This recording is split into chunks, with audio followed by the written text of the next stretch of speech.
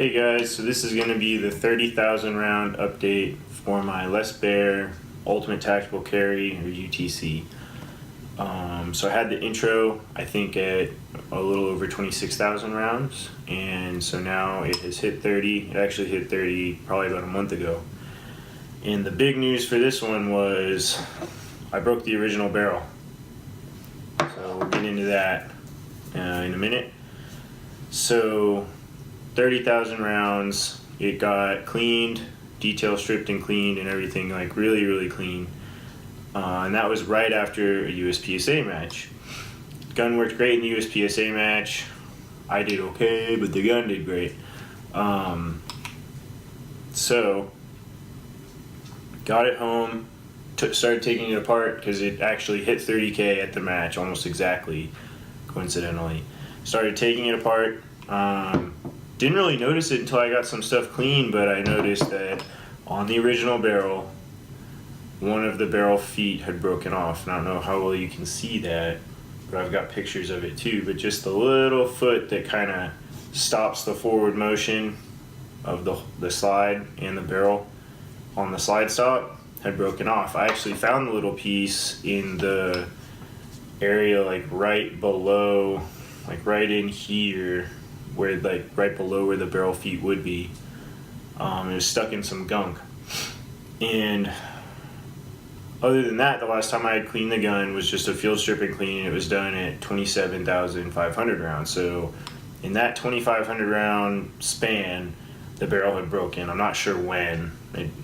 There was no noticeable change in like performance or accuracy. I don't even think there were any malfunctions in that time span. None that I remember. Definitely not at a match or anything. And a lot of that was shot at matches. So definitely didn't expect it. Anyways, so that was kind of a bummer to see. So the first thing I did was, of course, go ask the experts on some of the forums and see what they had thought. And I had never heard of that happening to anyone before, and definitely not on a Baer. It sounds like maybe like one or two other people kind of chimed in that had happened to them before with a Baer when I posted about it, but before that I was unaware, and they didn't post pictures or anything. So anyways, so I started looking into options, and my first thought was, because Rob Sholland of Alchemy Custom and used to work at Baer, and I think before that even worked at Springfield Armory Custom Shop, had worked on the gun before. He did like the EGW slide stop, he did the thick bushing and plug, he did the magwell, and he fit a couple extra Wilson bulletproof extractors for me, one of which is in the gun, and that was at 5,000 rounds. So those parts have been installed in the gun for the last 25,000 rounds. Still the same extractor, hasn't broken yet. So my first thought was to message him. So I messaged him to see if he would be willing to do the work. And I don't know if you guys are aware, but he's not technically taking work right now. He's doing some really cool stuff at Cabot, because they bought out Alchemy Custom, and it looks like he's kind of heading up a team of really great gunsmiths to make some Alchemy Custom line of guns, and it looks like they're going to be priced at like $2,500, so I'm pretty excited about that. But that's neither here nor there. Point being, he wasn't taking work. But he's a really great guy, and he said, okay, well, since the gun has gone through my shop before, I'll help you out.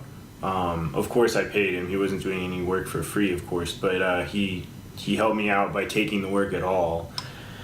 And so I talked to him, and he said, stick with a cart barrel. The Baer barrels are marked Baer, but they're supplied by cart. And he said that's as good as it gets. You're not going to get a better barrel than a cart. Even went as far as say a stainless barrel would have broken far sooner under the same circumstances, to my understanding. So we'll get into why it broke. But so I was like, okay, let's stick with a cart. And then I was going to just order a cart, or maybe have him order one. But then I was like, well, I think they were about like $170 or $160 or somewhere in there. And I was like, well, I wonder if I can get one that's marked Baer, because it is a Baer, so it might be cool. And Baer said they would ship me a brand new barrel, full gunsmith fit, etc., cart barrel, marked Baer for $178.50. So it was, I think, only like 10 or 20 bucks more than if I had just gotten a regular cart one. So I was like, oh, okay, well, I'll pay a little bit. That, you know, that small amount, I'm willing to pay more just to get Baer on there. If it had been a lot more, I wouldn't have done it. But anyway, so I got that, sent the gun with the original barrel in it so that he could kind of diagnose why it maybe broke, because it really shouldn't have broken this early. And the new barrel, sent it off to Rob, and he started doing his thing on it. So it was determined that the old barrel broke because, and it's probably hard to see this on the camera, but I have good pictures of this, is they were kind of, the barrel feet on the bottom here, they should be kind of fit with the radius curve, not a 90-degree angle. Well, the way Baer fits them, they're not a perfect 90, but they're for the most part kind of like a squared off 90-degree angle instead of having a radius curve, you know, like. So that, he said they fit with a flat file at Baer, and he thinks a combination of the fact that it was a 90-degree curve and maybe the corner of the file that they fit it with scored the barrel foot in that corner, and that, you know, just score eventually after 30,000 rounds started to crack, and that kind of allowed for the failure.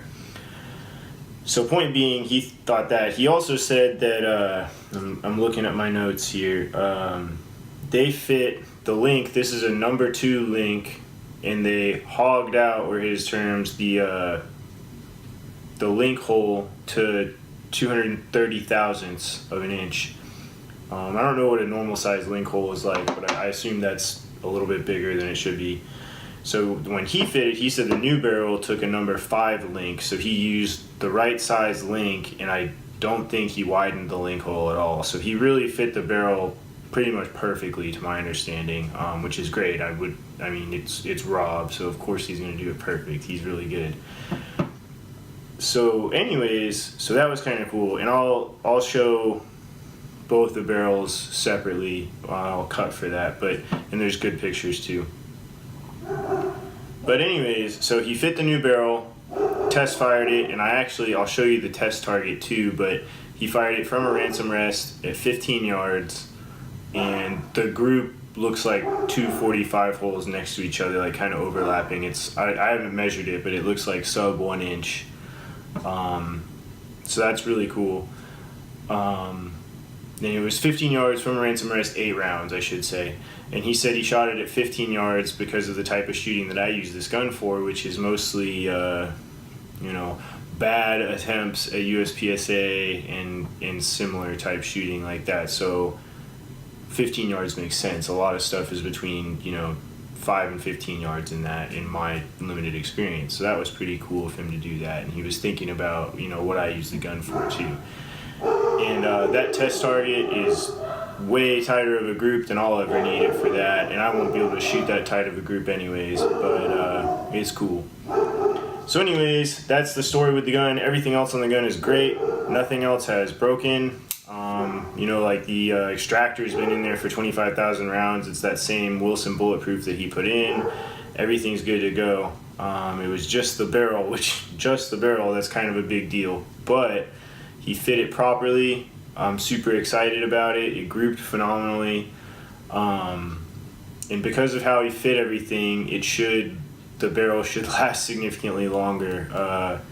Some of the really well-known custom smiths, like I think in this case it was Joe Chambers that said he's seen cart barrels go for a few 100,000 rounds shooting cast lead. So the rifling's still good, the barrel feeder's still good, nothing's breaking on a good, well-fit cart barrel.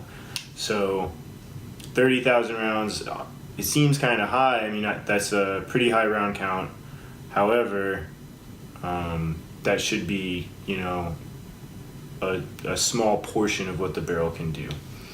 But anyways, I'm going to cut. I'll get to showing the 2 barrels side by side, and that's that. Alright guys, so here I've got the old barrel, which is pretty clearly has the bluing worn on it, and the new barrel. And one thing I forgot to mention was that Rob did, I don't know if it's actually bluing or if it's just some blackening it's slightly different than bluing, but he did blacken the barrel and then polish the hood up for me, so it looks really, really good. He did a great job, of course. And so really cool. The barrels actually come like in the white, so even though when you get one from Baer, you know, they also blued it, but when you buy a brand new barrel from Baer or from Cart, they both just come completely in the white. So one thing to notice, and you probably won't be able to see this very well on the camera, is that the very front of these lugs, and there's pictures of it, are kind of peened at like an angle. Like they don't have the proper like perfect 90 like they should, which indicates that the barrel was just slightly out of time, which I think had something to do with how they fit the link on this one, so that, you know, that it was a number 2 and it should have really been a number 5, but they widened the hole out, so it really wasn't perfect. So that's one thing I'm looking forward to on the new one, is that Rob, you know, did a better job than Baer did originally. So that's pretty much it on the barrel. I mean, he just, you know, you can tell it was fit pretty much perfectly. What do you expect from Rob? So I'm excited about that. Other cool thing is I actually got to keep using my same bushing, this thick EGW bushing. He was able to fit it, so it still fits pretty snug on the end of the barrel, but not, you know, not too snug like it should. So it was, you know, about the same as this one, you know. So I'm happy about that. Clearly it grouped great, and of course he fit it to the same slide stop as expected. One cool thing that I requested he did, and he did, was that he added the little easy install notch on the back of the slide stop lug. So that helps a lot when reassembling. You don't have to kind of, while worrying about getting an idiot scratch, kind of push down and rotate at the same time. You can just put the slide stop in where it needs to go and push straight down, and it just falls into the place. It's super easy. One of the minor frustrations of a 1911 is putting the slide stop back in, and it's not that big of a deal, but this just makes it a lot easier. Then I brought the major parts over here, just like the slide. Nothing really new about this. You can see some kind of cool wear, you know, where the bluing wore off on the inside of the slide. You can just see, you know, any place there was metal on metal. And to me, it looks all completely cosmetic. Like if they were blued all of these parts, the gun would be almost indistinguishable from brand new. So that's pretty cool. It's just, you know, the bluing's wearing. Like, what do you expect? So frame, same thing. I think it would look pretty much brand new if I reblued it. You know, it's been pretty, I've been saying that for the past 30,000 rounds at every 5,000 increment. The wear is all just superficial. Seemingly, maybe not, but that's what it seems like to me. The other cool thing Rob did for me that I requested was my plunger tube was coming a little bit loose. It was still hanging on, and especially I think it helped that these grips support the plunger tube too. But even without the grips on, it's not like the plunger tube was falling out. It just wiggled a little bit. And I'm not sure if he gave me a new one or just restaked the old one, but whatever he did, it worked. It's on tight now. Everything's good to go. So that was great. I really appreciate him doing that for me. Last cool thing. Here's the test target that he fired. And you can see down here, he said 8 rounds. He put the bullet type, and he put the date, and then he signed it down here. I added this up here, 15 yards. I don't know if he forgot or he just didn't put that on the target. But I asked him and confirmed that it was shot at 15 yards. And you can see, I mean, this group is like super tiny, especially for 45. I mean, you know, it's a tiny group, but super cool. I did not request this. He just did this on his own because I'm sure he knew I thought it would be super cool. And he got to post it up on the forum and have everybody, you know, go, ooh, that's a good group, you know. So that was pretty cool, and that was really fun for me because, you know, my gun shot this great group that I'll never be able to match, of course. I mean, there's no way I could shoot that good. It was from a ransom rest. I mean, there's probably not many people who can match that, but still super cool, super exciting. I'm like, you know, it's a Les Baer, it's supposed to be mechanically accurate, and now it's even more mechanically accurate than it came brand new. So that's awesome. Absolutely thrilled about that. even though it doesn't really matter for me for the type of shooting I do, still super cool, and just him going above and beyond for me, which is great. I really appreciated him even taking the work. He was really doing me a big favor, even doing that. And you know, he charged me a very fair price, and he did such a great job. I mean, I couldn't be happier. He's a really stand-up guy. I wish he was still taking custom work, but I am super excited about the stuff he's doing right now.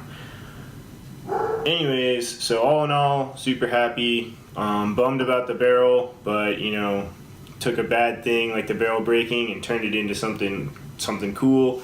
Had a great time with the whole thing. It was a learning experience for me, and you know, it generated some fun discussion online. I got a better fit barrel than it came with, so it really turned out to be kind of a you know, silver linings type deal. But anyways, thanks for watching, and stay tuned for the 35,000 round video.